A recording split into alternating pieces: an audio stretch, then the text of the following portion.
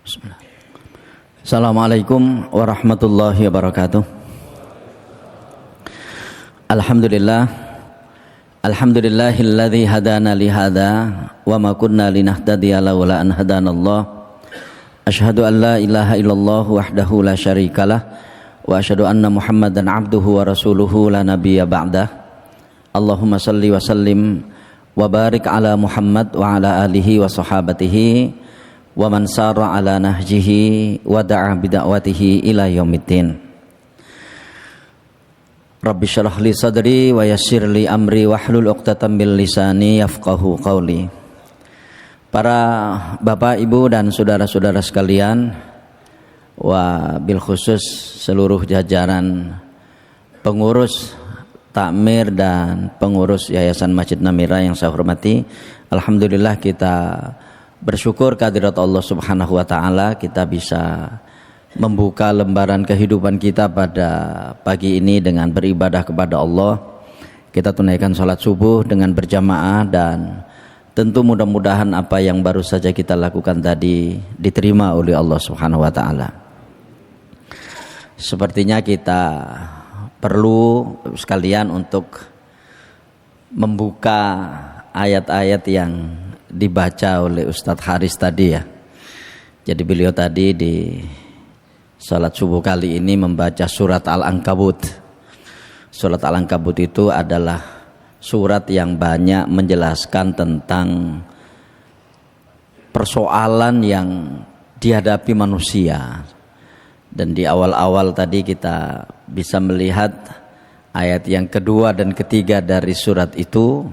Allah Subhanahu wa taala menjelaskan kepada kita bahwa iman seseorang itu baik dan tidaknya akan ditentukan oleh seberapa dia sukses, seberapa dia lulus di dalam menjalani ujian-ujian kehidupan. Maka di ayat yang kedua tadi, mungkin ini sebagai renungan kita ya. Allah berfirman, afahasiban nasu ayyutraku ahasiban nasu ayyutraku ayyaqulu amanna wa hum la yuftanun. Apakah orang-orang itu mengira setelah mereka mengatakan dirinya beriman kemudian mereka tidak diuji? Ya. Jadi apakah orang-orang itu mengira ketika mereka mengatakan dirinya itu beriman kemudian mereka diuji, tidak diuji gitu. Walaqad fatannal ladzina min qablihim fala ya'lamannallahu alladzina shadaqu wa la ya'lamannal kadzibin. Sungguh kata Allah, kami telah menguji orang-orang sebelum kalian dan kami tahu siapa di antara mereka yang lulus dengan ujian-ujian itu dan siapa di antara mereka yang berdusta. Bapak sekalian, di ayat ini Allah Subhanahu wa taala menyampaikan kepada kita bahwa orang yang lulus ujian itu disebut sebagai orang yang jujur, dan orang yang tidak lulus ujian itu disebut sebagai pendusta. Itu masalahnya. Artinya di dalam keimanan seseorang itu hanya ada dua kemungkinan itu. Dia jujur dengan keimanannya atau dia berdusta dengan keimanannya.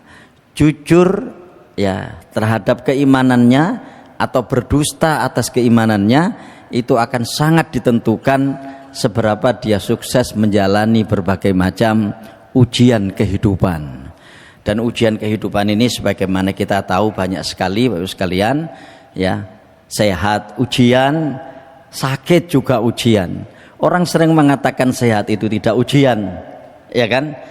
Orang sering mengatakan sehat itu tidak ujian karena itu adalah kenikmatan.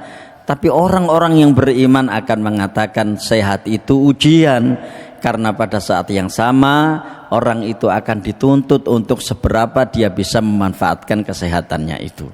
Dan begitulah seterusnya. Coba kita buka saja surat itu ya, luar biasa saya kira. Nanti akan dijelaskan di ayat-ayat berikutnya tentang bagaimana orang itu mengalami split personality, sifat mendua di dalam ibadahnya kepada Allah Subhanahu wa taala di surat Al-Ankabut itu. Dan surat itu kemudian ditutup dengan satu ayat motivasi di ayat yang ke-69.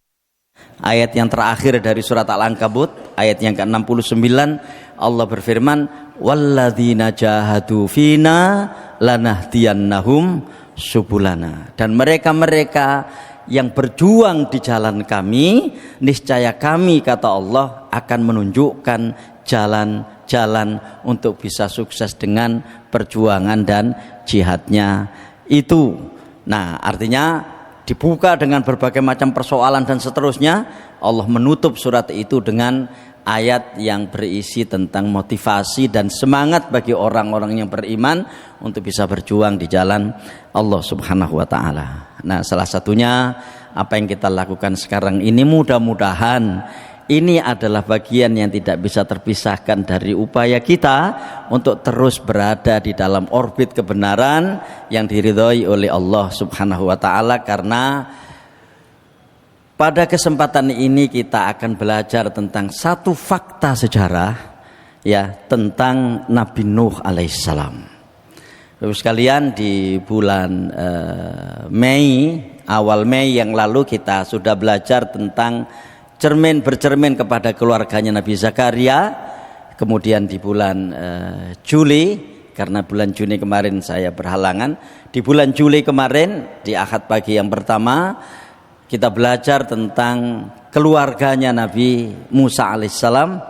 Dan sekarang ada penggalan kisah tentang keluarganya Nabi Nuh alaihissalam. Baik, kita lihat sekalian.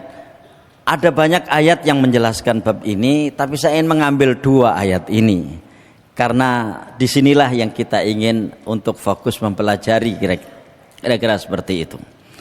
Surat Hud ayat yang ke-45 dan 46. A'udzubillahi minasyaitonirrajim. Wa nada Nuhun rabbahu faqala rabbi inna ibni min ahli wa inna wa'dakal haqq wa anta ahkamul hakimin.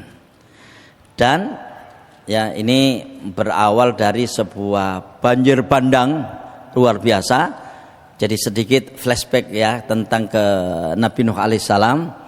Beliau ini adalah Nabi sekaligus Rasulullah Subhanahu wa taala yang diutus kepada satu kaum, di mana kaum ini didominasi oleh satu kabilah yang bernama Bani Rasif, di mana mereka ini adalah golongan para penyembah patung. Nabi Nuh alaihissalam ini berdakwah kepada mereka selama 950 tahun. Dan di waktu yang sangat panjang itu beliau tidak banyak mendapatkan pengikut. Ya, beliau tidak banyak mendapatkan pengikut. Bahkan Bapak sekalian, istri dan salah seorang anaknya itu tidak termasuk di dalam pengikutnya Nabi Nuh alaihissalam. Sampai kemudian Allah Subhanahu wa taala memberikan pelajaran sekaligus azab kepada mereka dengan adanya banjir bandang. Ya, banjir bandang yang sangat luar biasa, dan ini adalah banjir terbesar yang belum pernah ada di dalam sejarah. Jadi banjir besar yang kemudian menjadikan mereka semuanya tenggelam kecuali yang diselamatkan oleh Allah Subhanahu wa taala dari Nabi Nuh beserta keluarganya dan kemudian orang-orang yang beriman bersama beliau. Ada 2 anggota keluarga beliau yang ikut tenggelam waktu itu.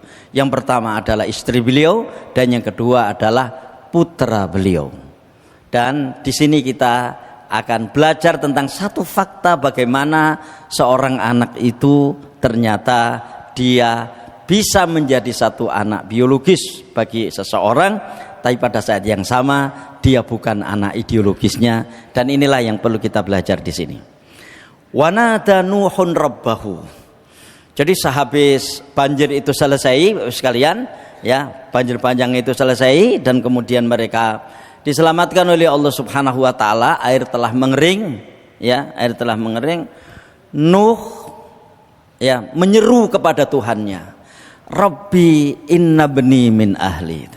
Ya Allah, sesungguhnya anakku itu adalah keluargaku. Jadi anakku itu adalah keluargaku. Jadi Bapak sekalian, ini bisa kita bayangkan bagaimana seorang ayah yang gagal mengajak anaknya untuk ikut di dalam kapal gitu. Ya, jadi anaknya ini gagal diajak ke dalam kapal gitu ya. Nah, saat itulah kemudian Nabi Nuh ketika sudah kering, banjir itu ya wesat begitu ya. Nabi Nuh menyeru kepada Allah Subhanahu wa taala. Yang menurut saya seruhan ini sekaligus adalah sebuah keluhan gitu.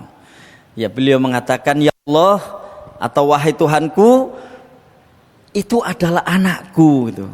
Yang mungkin kalau menggunakan bahasa saya kira-kira, kenapa kok kamu menenggelamkan dia juga? Kenapa engkau tenggelamkan dia ya Allah? Kira-kira seperti itu ya. Wa inna wa'dakal haq, dan sesungguhnya janjimu itulah yang benar, wa anta ahkamul hakimin.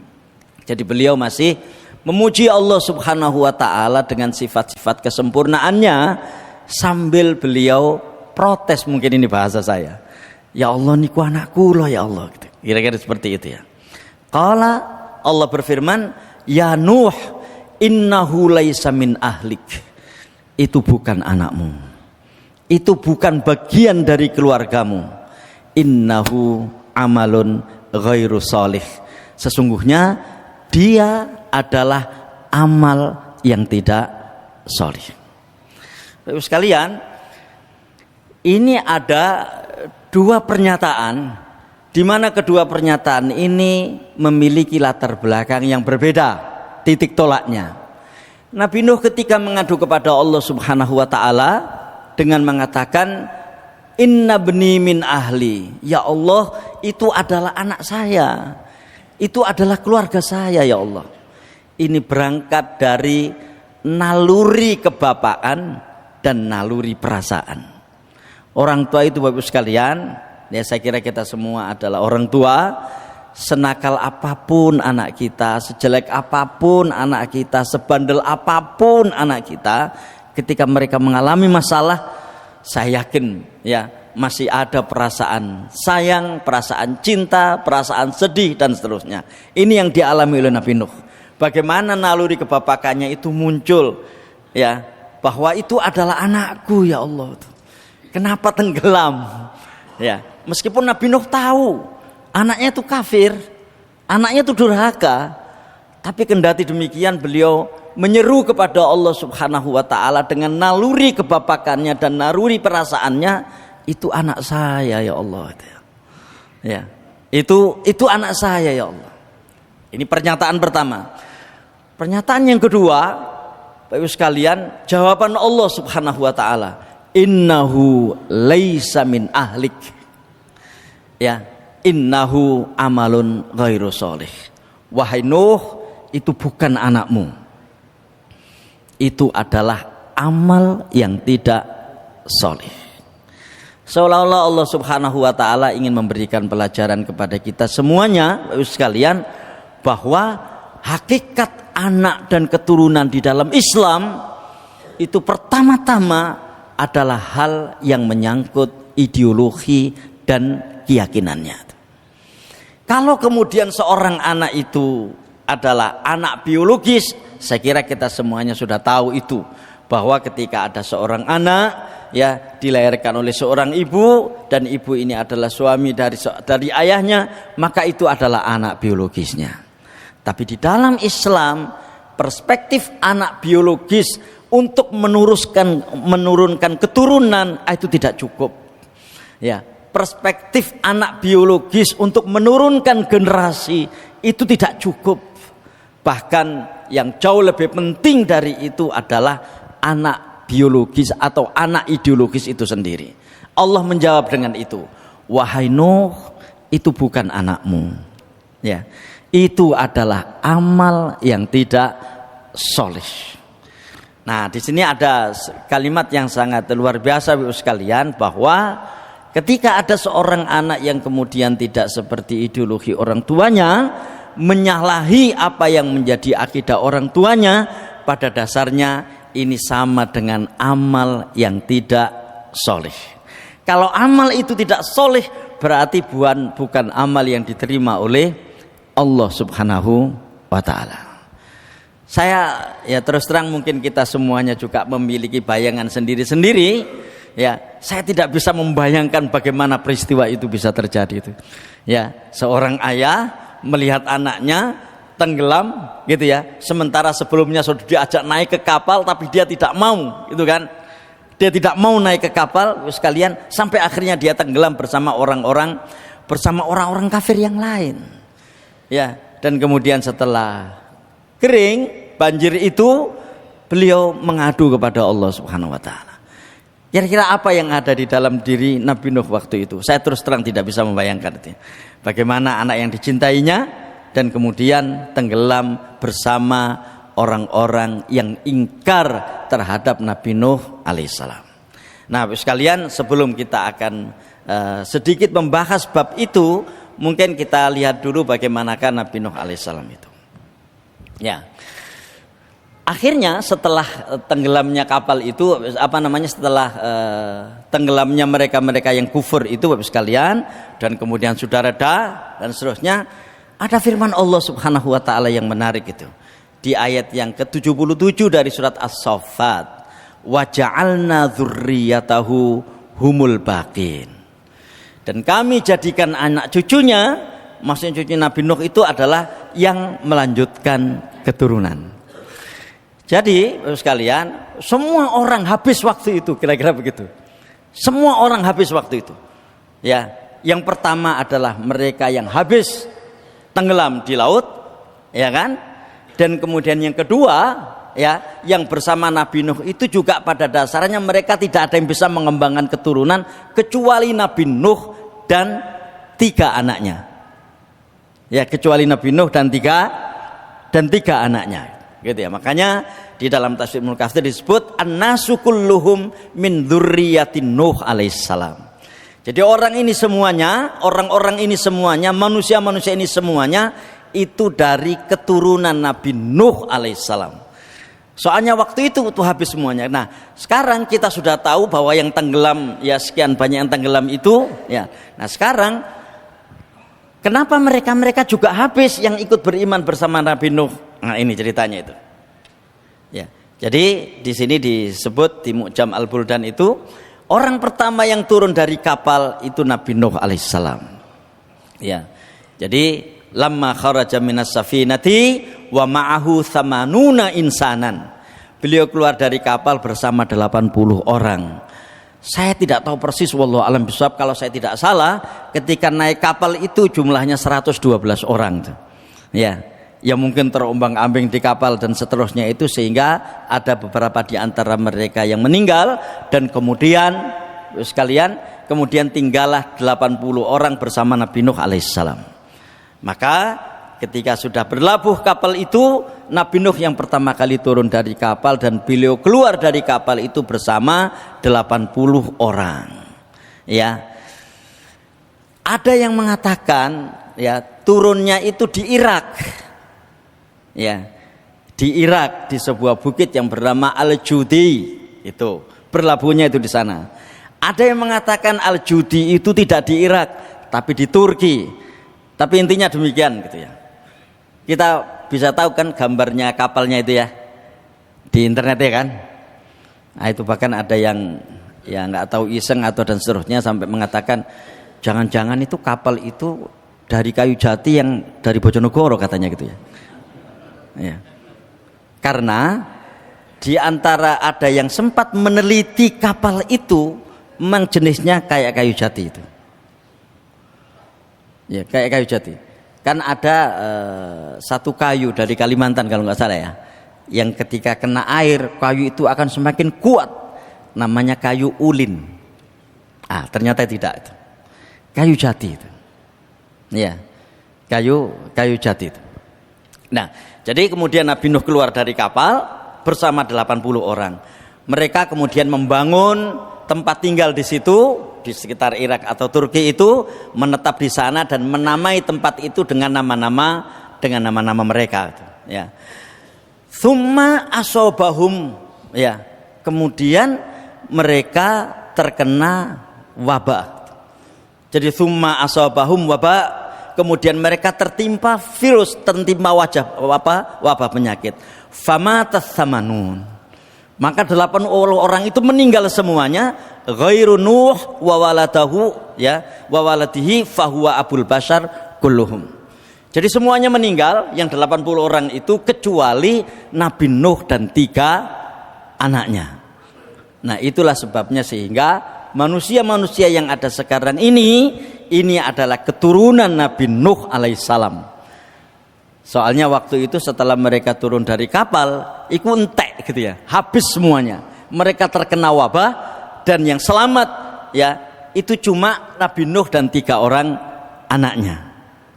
Dan keempat orang inilah yang kemudian mengembangkan keturunan itu, atau 3 orang inilah yang kemudian mengembangkan keturunan itu. Nah, sekalian saya sempat membaca ada buku yang bernama Mu'jam A'lamun Nisa. Itu kira-kira silsilahnya Nabi Nuh itu begini. Ya. Jadi dalam satu riwayat Nabi Nuh itu punya 2 orang istri. Yang satu enggak diketahui namanya. Dan yang satu bernama Walighah. Yang tidak diketahui namanya inilah yang menurunkan anak-anak yang baik. Sam, Ham, dan Yafid. Itu ya, Sam, Ham, dan Yafid itu. Ya. Saya beberapa waktu yang lalu gitu ya, itu nonton film tentang Nabi Isa alaihissalam. Saya tidak tahu benar tidaknya itu. Saya coba men-screenshot video itu dan kemudian saya kirim ke beberapa ustadz, ke beberapa ulama gitu ya. Mereka juga tidak tahu bahwa Nabi Isa itu kan punya mukjizat apa? Bisa menghidupkan orang mati, ya kan? Dan di dalam film itu yang dihidupkan oleh Nabi Musa alaihissalam itu adalah putra Nabi Nuh yang pertama, yaitu Sam ini. Ya, Sam ini. Jadi ini makanya di sini saya sebut fulanah gitu aja ya. Kalau fulan kan laki-laki kan, ya fulanah perempuan. Ya, karena memang tidak diketahui siapa namanya, nggak pernah disebut siapa namanya. Nah, itu punya 3 orang anak, Sam, Ham, dan Yafid. Kemudian ya istri beliau yang kedua itu bernama Walighah. Ya, itu punya anak yang bernama Yam atau Kan'an. Nah, Yam inilah yang durhaka. Ya, Yam inilah yang tidak mengikuti jejak Nabi Nuh alaihissalam. Yam inilah yang diajak naik ke kapal tapi tidak mau. Nah, istri beliau yang durhaka itu adalah yang Walighah ini. Disebut di dalam sejarah sebagai istri yang berkhianat. Berkhianatnya di sana bukan selingkuh, bukan. Ya, bukan. Ya, karena tidak ada istri Nabi yang selingkuh itu. Ya, tidak ada. Dari seluruh istri-istri Nabi itu tidak ada yang selingkuh. Pengkhianatannya itu adalah berkhianat dalam 2 hal. Pertama, ya, kita lihat aja dalam sejarah. Pertama, dia tidak mau mengikuti jejaknya Nabi Nuh alaihissalam. Jadi Nabi Nuh alaihissalam ini menikah dengan Walighah ini itu sebelum beliau menjadi nabi itu. Ya kan? Jadi dia berkhianat kepada Nabi Nuh dalam 2 hal. Pertama, dia tetap dengan penyembahan berhala yang ada pada saat itu, tidak mau menyembah Allah Subhanahu wa taala. Dan yang kedua, sekalian, pengkhianatannya itu adalah dia itu suka untuk menyampaikan berita-berita tentang aib rumah tangganya kepada orang lain. Ini Walighah ini. Itu 2 pengkhianatannya itu. Bahkan ya sampai kepada tingkatan dia itu mendowngrade Nabi Nuh di hadapan banyak orang. Bahwa ini adalah orang yang gila, bahwa ini adalah orang yang stres gitu ya. Jadi istrinya itu mengatakan kepada orang lain seperti itu. Ini yang Walighah ini. Dan kedua-duanya inilah yang ikut tenggelam di dalam kapal itu. Nah, sehingga sekalian tadi sebagaimana dikatakan yang menurunkan keturunan ya sampai ke kita ini 3 orang ini. Sam, Ham, dan Yafid itu. Ya. Sam itu dikenal sebagai asal usulnya bangsa Semit. Ini yang Timur Tengah keseluruhannya itu keturunan Sam ini. Keturunan para nabi itu ada di sini semuanya itu. Yang Palestina, yang Timur Tengah secara keseluruhan gitu ya. Jadi makanya di sini bangsa Semit menurunkan bangsa Arab, Ibrani atau Yahudi, Irak, Iran, sebagian Turki dan sebagian Syria. Ini Sam. Ham ini Afrika secara keseluruhan. Ya, anaknya Nabi Nuh yang bernama Ham ini ini adalah Afrika secara keseluruhan. Nah, Yafid setelahnya itu Eropa, Asia, ya. Nah, kan Amerika kemudian dari Eropa kan. Nah, mungkin wallahu a'lam bishawab, dengan penjelasan ini berarti bangsa Indonesia ini keturunannya Yafid gitu. Ya, putra beliau yang ketiga itu. Jadi ini Ragil itu Yafid itu. Jadi dia menurunkan bangsa Yunani, Romawi, Slavia, Rusia, Turki dan bangsa-bangsa Eropa serta Asia Timur yang lain. Ya. Ini perlu saya jelaskan Bapak sekalian, banjir besar yang terjadi pada masa Nabi Nuh itu bukan hanya ya merubah geografi, ya, tapi juga merubah geopolitik, merubah geologi, ya, merubah demografi, kira-kira seperti itu. Ya. Jadi seolah-olah ini adalah tahapan baru di dalam sejarah umat manusia. Tahapan baru di dalam sejarah umat manusia. Dan banjir besar itulah Bapak sekalian yang kemudian membagi dunia ini dengan berbagai macam benua yang kita kenal sekarang. Ya, ada benua Asia, ada benua Eropa, ada benua Afrika, ada benua Eropa dan ada benua Australia gitu ya, Amerika. Jadi banjir besar itu sekali lagi bukan hanya merubah tatanan geografi manusia, tapi dia juga merubah ya geopolitiknya, merubah geologinya dan merubah demografinya itu. Gitu.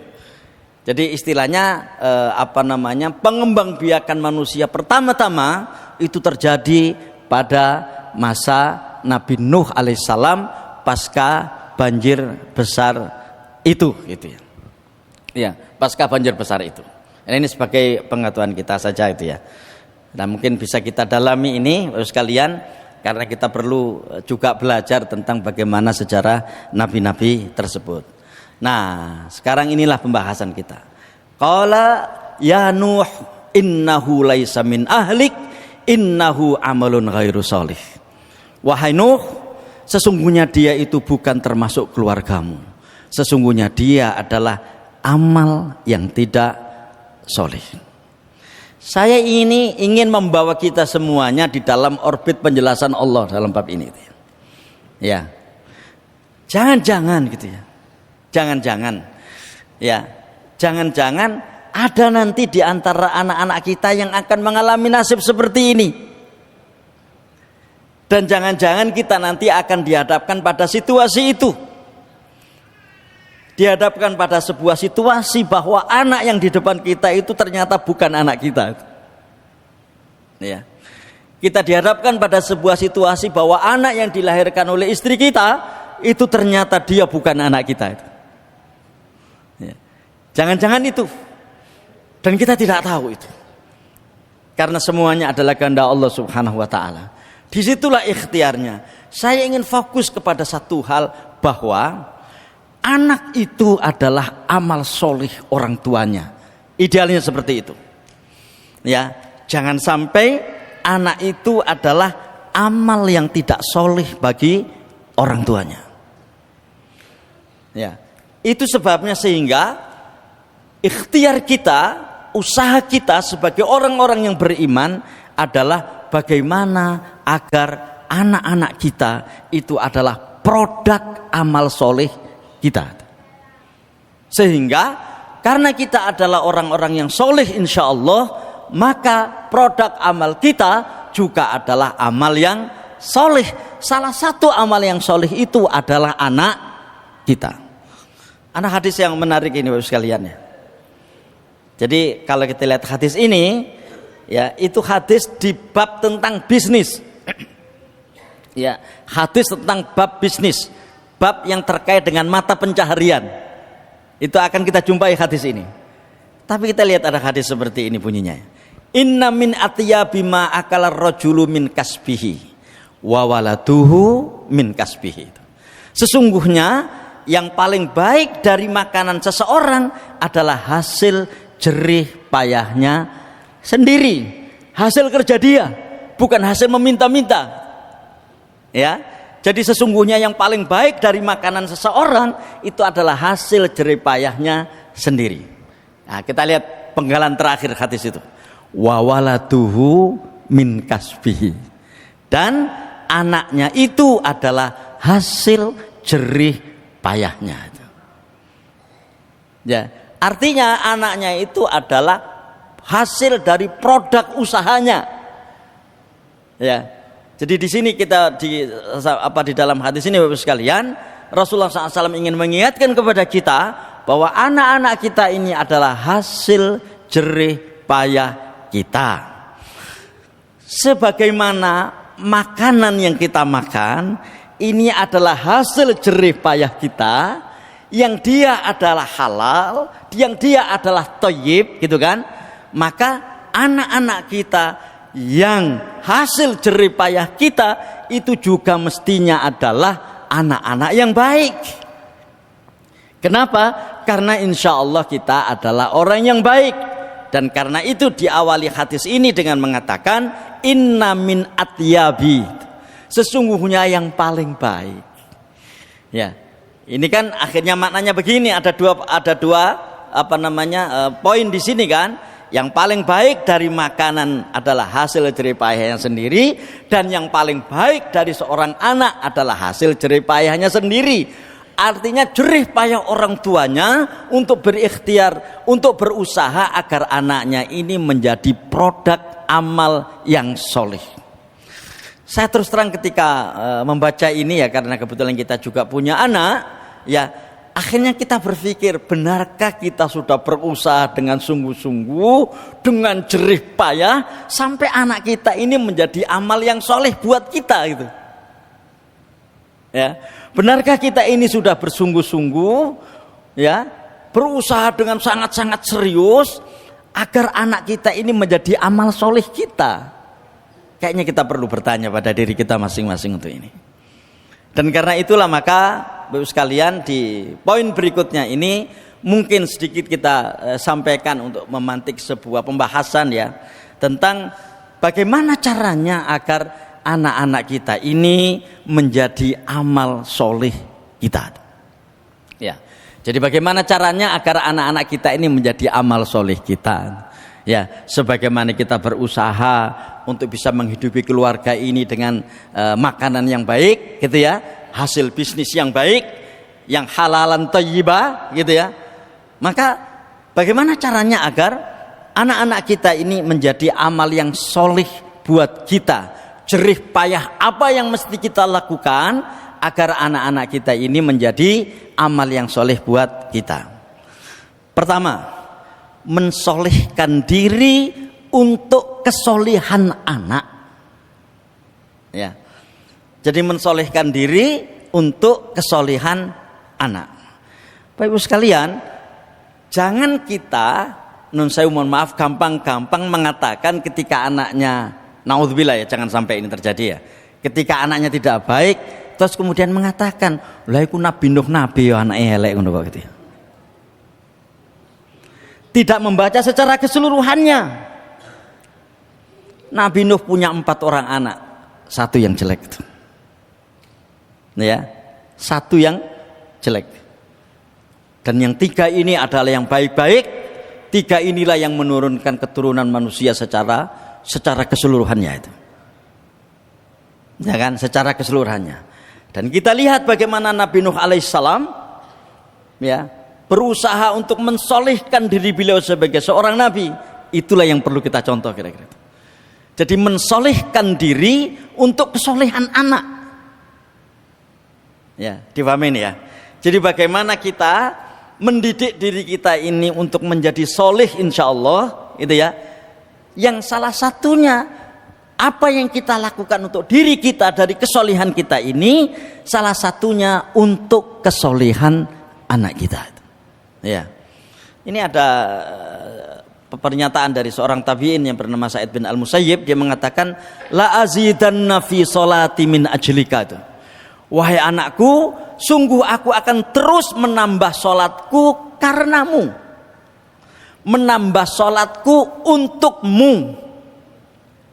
Gitu. Jadi ibadah-ibadah yang kita lakukan ini Bapak Ibu sekalian, salah satu tujuannya adalah bahwa ibadah-ibadah ini dalam rangka untuk mensolehkan diri kita untuk kesolehan anak-anak kita itu. Untuk kesolehan anak-anak kita. Ya, kita lihat di sini. Artinya kalau kita ingin anak-anak kita ini menjadi anak yang soleh berdasarkan pernyataan beliau ini, banyak-banyaklah beribadah kepada Allah Subhanahu wa taala. Ya, banyak-banyaklah beribadah kepada Allah Subhanahu wa taala itu. Karena biasanya ini hanya kita gunakan untuk hal-hal yang bersifat insidental, ya kan? Dan pragmatis. Lapo kon poso Senin Kemis. Anakku HP tes perguruan tinggi, muga-muga lulus. Boleh? Boleh. Tapi itu insidental dan sangat-sangat pragmatis untuk jangka pendek. Ya kan? Untuk jangka pendek. Ya. Gitu. Lapo kon ngantuk. Ya.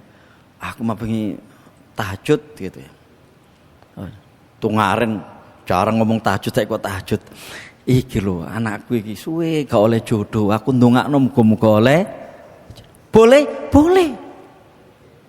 Tapi itu jangka pendek. Jangan-jangan begitu anak wis oleh jodoh wis gak sholat tahajud. Mana itu? Ya kan? Jangan-jangan ketika anaknya sudah diterima, ya, dia tidak tahajud lagi, dia tidak puasa lagi. Dan begitulah seterusnya. Ini kan biasa kan kita dengarkan yang seperti ini kan. Apakah itu boleh? Boleh. Tapi itu pragmatis dan jangka pendek. Oke, nggak ada masalah. Mestinya nggak hanya itu, tapi secara keseluruhan dari roadmap anak-anak kita ini kehidupannya itu. Ya. Karena kesolehan mereka ini jangka panjang. Sampai kita pasca kita meninggal nanti. Nah, ini dia mengatakan, "Hai anakku, aku akan terus menambah sholatku karenamu." Maksudnya untuk menjadikan engkau sebagai anak yang baik, wahai anakku, aku terus tambah jumlah sholatku. Kira-kira begitu. Ya, jadi ini mensolihkan diri untuk kesolehan anak. Ya, nah inilah saya ingin mengajak kita semuanya itu. Ya, jangan-jangan kita ini berharap anak-anak kita menjadi anak yang soleh, ya, dan kemudian hanya memerintahkan mereka menjadi anak yang soleh, sementara kita sendiri tidak pernah terdidik untuk menjadi orang yang soleh itu. Ya, ini pernyataan Umar bin Abdul Aziz. Ya, beliau mengatakan, "Ma min mu'minin yamutu illa hafidhahullahu fi aqibihi wa aqibihi." Tidak seorang pun seorang mukmin meninggal dunia, mukmin kan, berarti dia juga terus memperhatikan kewajibannya kepada Allah, maka Allah akan senantiasa menjaga anak dan keturunannya setelah itu. Ini yang saya sebut sebagai jangka panjang tadi itu. Kenapa? Karena yang kita inginkan anak kita ini menjadi anak-anak yang soleh, sekalian, itu kan bukan hanya ketika kita hidup, ya kan? Tapi kan kita menginginkan mereka sebagai anak-anak yang soleh itu justru yang penting adalah ketika kita nanti sudah meninggalkan mereka. Mungkin sekarang mereka ini menjadi baik karena ada pengawasan dari kita. Apakah ketika tidak ada pengawasan dari kita mereka tetap baik? Itulah yang perlu kita pikirkan bersama itu.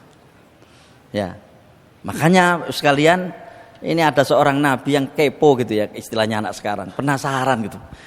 Mungkin aku mati ki anakku je api apa enggak ketika sakaratul maut ditanting anak itu. Yaitu Nabi siapa? Nabi Yakub. Di surat Al-Baqarah ayat 133 itu. Am kuntum syuhada'a idh hadara Yaqubal maut. Ya, apakah kalian menyaksikan ketika Nabi Yakub berada di dalam sakaratul maut? Idh qala libanihi. Jadi di saat sakaratul maut itu dia mengatakan, dia bertanya pada anak-anaknya itu, ma ta'buduna mim ba'di, wahai anak-anakku, sakmarine bapak matingku sing kon sembah iku sapa? Kalau nanti bapak meninggal yang kamu sembah itu siapa? Ini kan kekepoan orang tua terhadap masa depan anaknya dari perspektif ideologis, bukan dari perspektif materi itu. Ya, bukan dari perspektif materi. Nabi Yakub ya karena dia ada 12 anak laki-laki, ya kuat-kuat, nggak mengkhawatirkan, nggak akan bisa berusaha, nggak dikhawatirkan itu. Yang dikhawatirkan adalah ma ta'buduna min ba'di. Wahai anak-anakku, nanti kalau bapak ini mati, yang kalian sembah itu siapa? Ya, ini orang yang soleh, seorang nabi, punya 12 orang anak laki-laki, salah satu anaknya menjadi nabi, yaitu Nabi Yusuf alaihissalam. Cek ditakoi sakaratul maut itu, nanti yang kalian sembah ini siapa setelah bapak meninggal? Ya. Baru mereka kemudian menjawab, qalu na'budu ilahaka wa ilaha abaika Ibrahim wa Ismail wa Ishaq ilahan wahida wa nahnu lahu muslimun. Itu yang pertama, ya. Yang kedua, mendidik. Ya. Mendidik anak-anak ini. Mungkin ini bukan sesuatu yang yang tinggi gitu ya. Ya wajarlah kita mendidik anak-anak kita. Tapi sekalian, fokus pendidikan untuk mereka yang terkait dengan kesolehan mereka minimal dalam 3 hal. Pertama-tama adalah mendidik keyakinannya. Ya, mendidik keyakinannya. Jangan sampai yang mereka sembah ini salah. Itu kan? Kesalahan mereka, naudzubillah min dzalik ya, di dalam menyembah siapa yang mereka sembah, itu akan menjadi berantakan seluruh siklus kehidupannya. Itu masalahnya. Ya. Kesalahan seseorang di dalam menyembah Tuhannya, sekalian, itu akan menjadikan berantakan keseluruhan dari siklus kehidupannya. Itu yang penting. Makanya Luqman mengatakan kepada anaknya, la tusyrik billah, innasyirka ladzulmun adzim. Silahkan anak kita ini belajar apa saja dari ilmu-ilmu yang ada sekarang ini. Silahkan mereka masuk jurusan apa saja dari ilmu-ilmu yang mereka pelajari di perguruan tinggi dan seterusnya. Tapi ada satu hal yang mereka tidak boleh salah. Apa itu? Jangan sampai mereka salah di dalam menyembah Tuhannya itu.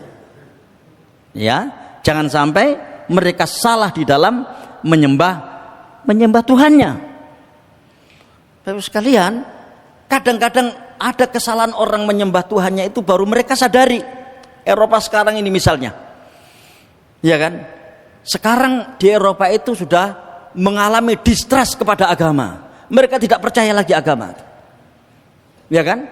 Mereka tidak percaya lagi agama. Terakhir kita lihat di Swiss misalnya, orang-orang berbondong-bondong keluar dari agama. Agama kata mereka hanya memeras mereka. Soalnya gereja itu mewajibkan mereka untuk membayar pajak yang sangat tinggi. Sementara tidak ada feedback yang mereka terima.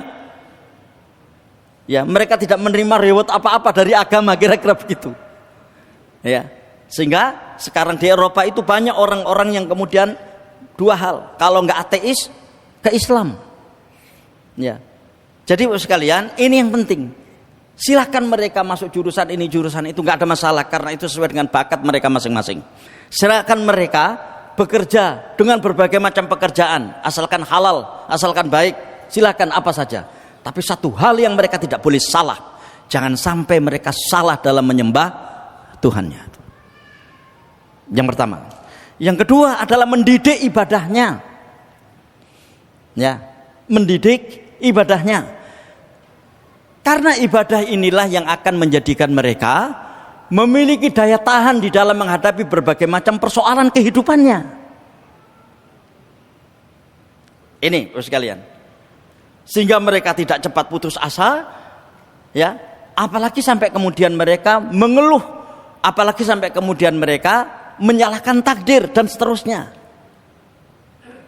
Jadi ibadah yang sekarang ini kita lakukan di antara salah satu fungsinya adalah agar kita ini memiliki daya tahan, memiliki endurance, ya kan, di dalam melihat berbagai macam persoalan yang ada.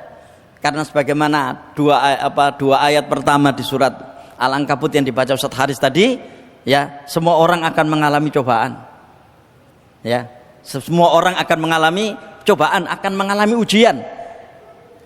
Dan di antara yang paling berat bagi seseorang ketika dia gagal untuk lulus di dalam ujian-ujian itu adalah menerpa keyakinannya. Dan disitulah butuh sholat, butuh sabar, gitu kan? Makanya sekarang kita lihat bagaimana ibadah-ibadah yang kita lakukan ini, apakah sudah mengarah ke fungsi kesana atau belum. Nah, sehingga anak-anak kita ini Bapak sekalian, sebagaimana kita telah mensolehkan diri kita, kenapa kita sholat ya. Bahkan saya kira tidak ada satupun di antara kita yang tidak mendapatkan nasihat tentang sholat. Ini pada dasarnya adalah ibadah itu sendiri. Dan ibadah ini sekali lagi dia akan memiliki fungsi supaya orang itu memiliki daya tahan terhadap berbagai macam persoalan kehidupannya. Ya. Dalam sebuah hadis Rasulullah bersabda, ya, wa ju'ilat qurratu aini fis shalat. Ya. Dan dijadikan puncak kebahagiaanku itu ada di dalam salat. Ya. Dan dijadikan puncak kebahagiaanku itu ada di dalam sholat. Mengapa? Karena di dalam sholat kita bisa lapor secara direct kepada Allah Subhanahu wa Ta'ala. Ya. Makanya di surat Toha ayat yang ke-32 itu Allah berfirman, wa'mur ahlaka bis sholat. Ya, perintahkan keluargamu itu untuk sholat, wastabir alaiha, dan bersabarlah kamu di dalam menunaikannya. Ya, saya pernah menyampaikan suatu ketika sebagai sesuatu yang mungkin sederhana, tapi ini yang harus terus kita lakukan. Ojo bosen-bosen ngelingno anak sholat. Ya, ojo bosen-bosen ngelingno bojo sholat. Ojo bosen-bosen ngelingno keluarga sholat. Ini pentingnya. Ya, sholat atau ibadah-ibadah yang lainnya itu akan menjadikan seseorang punya endurance, punya daya tahan yang tinggi untuk bagaimana dia bisa siap menghadapi berbagai macam persoalan kehidupannya. Karena begitu orang gagal menghadapi berbagai macam persoalan kehidupannya, biasanya dikorbankan adalah aktivitas agamanya. Ya, yang dikorbankan adalah aktivitas agamanya. Yang ketiga, akhlaknya. Ini adalah tampilan luar dan dalam dari perilaku seseorang di hadapan Allah Subhanahu wa Ta'ala. Saya secara khusus mengungkap surat Luqman ayat yang ke-17 ini karena di sini Luqman fokus pada satu moral yang jelek, yang anak tidak boleh memiliki moral itu. Apa? Sombong. Ya. Sombong inilah Bapak Ibu sekalian yang menghalangi, ya, Kan'an atau Yam itu ikut di dalam kapalnya Nabi Nuh. Kecongkakan inilah yang menjadikan Kan'an atau Yam ini tidak mau diajak naik kapal. Kita baca di ayat-ayat sebelumnya itu. Nak munggah kapal, teriak Nabi Nuh. Nak munggah kapal, enggak Pak, gak gelem aku. Aku munggah gunung, ya kan? Kan gitu kan? Saya akan mendaki gunung ini. Inilah nanti yang akan menyelamatkan saya. Ya kan? Ternyata gunung itu juga tenggelam. Ya kan? Gunung itu juga tenggelam. Apa maknanya Bapak sekalian? Ada satu kondisi orang itu tidak bisa bergantung pada materi. Dan ini yang perlu kita sadarkan untuk diri kita dan anak-anak kita. Ya. Ada banyak situasi di mana keselamatan orang itu nggak bisa bergantung pada materi.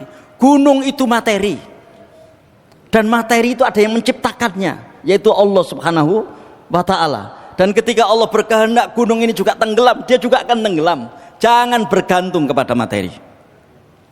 Ya, kita didik anak kita itu untuk tidak bergantung kepada angka-angka. Angka-angka itu sarana, punya ini, punya itu, dan itu sarana. Dia bukan tujuan. Bergantunglah kepada zat yang maha kuasa atas semua materi. Kan kira-kira seperti itu. Karena ketergantungan orang kepada materi, inilah yang menjadikan orang itu sombong dalam kehidupannya itu.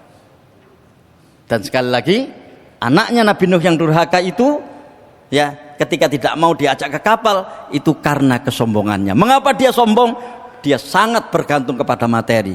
Pak moh aku gak gelem melu sampean numpak kapal. Iki ono gunung, aku munggah gunung ini. Iki yang nanti akan menyelamatkan saya. Dan Allah berkehendak gunung itu juga tenggelam, dan dia juga ikut tenggelam bersama gunung yang katanya bisa menjadi pijakan untuk menyelamatkan dirinya. Ya. Yang ketiga, sekalian, mendoakan.